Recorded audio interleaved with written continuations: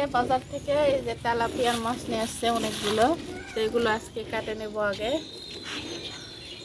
এখন কাটে নেই, টাটকা টাটকা সব তেলাপিয়াগুলো যাতা। এই যে দেখেন কাটাগুলো শেষ হয়ে যাচ্ছে। এই যে এই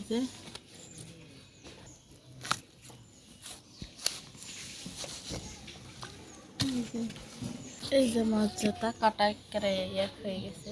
এই যে দেখেন, এখন এটা কেটে নেব।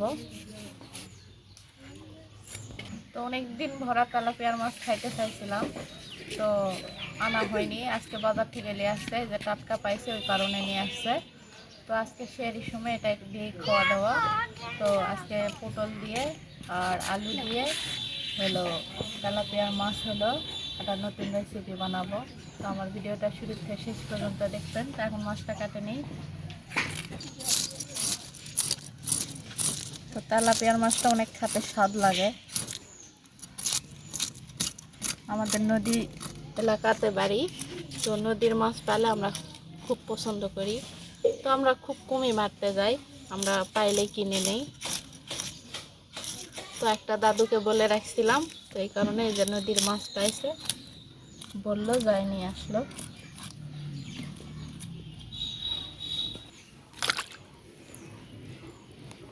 টাটকা মাছ যা হলে হয়, এই যে কাটেছি, তো অনেক ভালো লাগছে। আর মোড়া মাছ খাইতে ভালো লাগে না।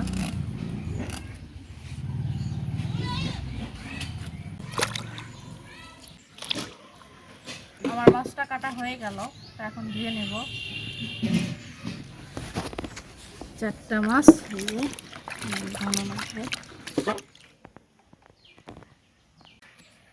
প্রচণ্ড মাছি আমাদের এখানে, যে কোনো কাটতে বসলেই মাছি।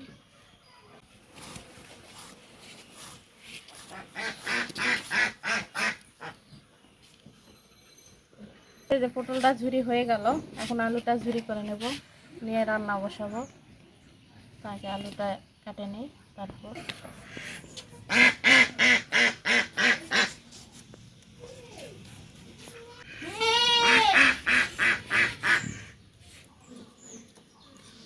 আমার আলু পটল কাটা হয়ে গেল, এখন ধুয়ে নেব। ধুয়ে একটু মরিচ পেঁয়াজ এগুলো বাটে নিয়ে তারপর রান্না বসাবো।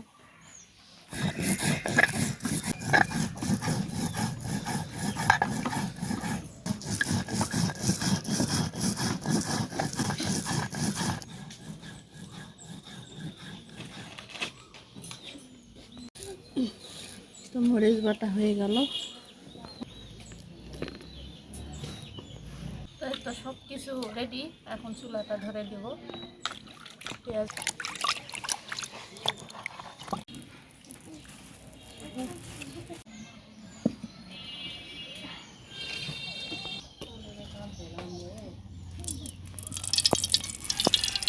মাছটা এখন তেল গরম হয়ে গেছে, দিয়ে দেব।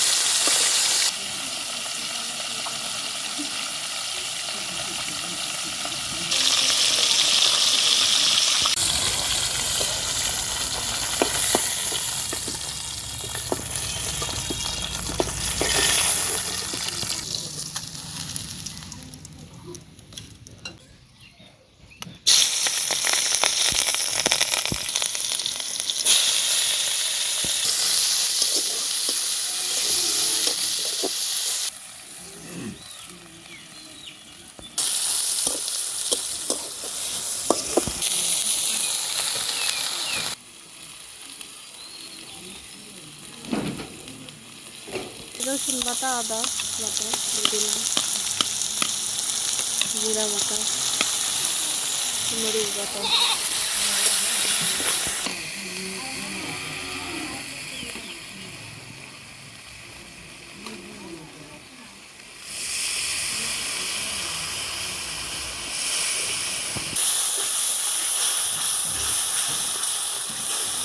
টমেটোটা কাটা রাখতে দিয়ে দিলাম।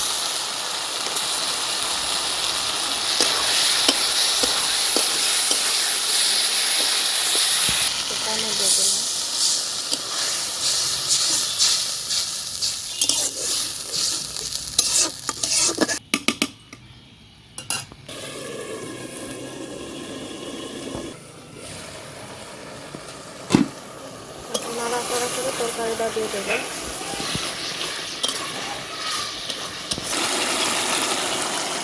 পটল আলুটা দিয়ে দিলাম।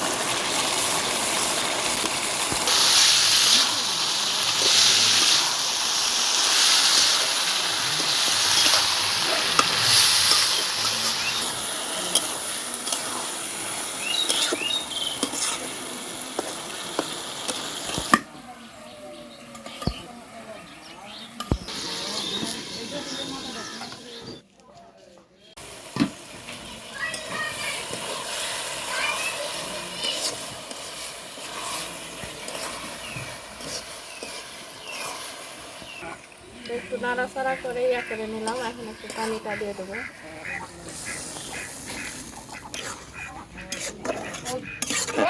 ঢাকনাটা দিয়ে দিলাম।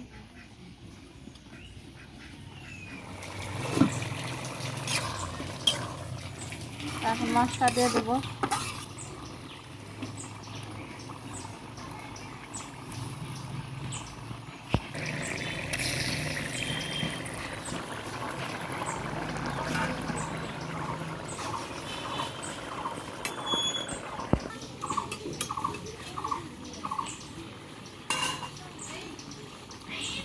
ঢাকনা দিলাম।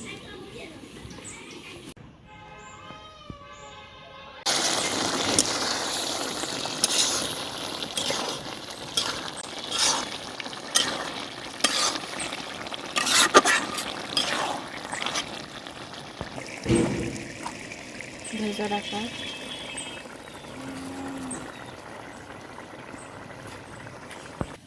তো আমার মাছের দু পেঁয়াজাটা হয়ে গেল। এখন নেমে নেব।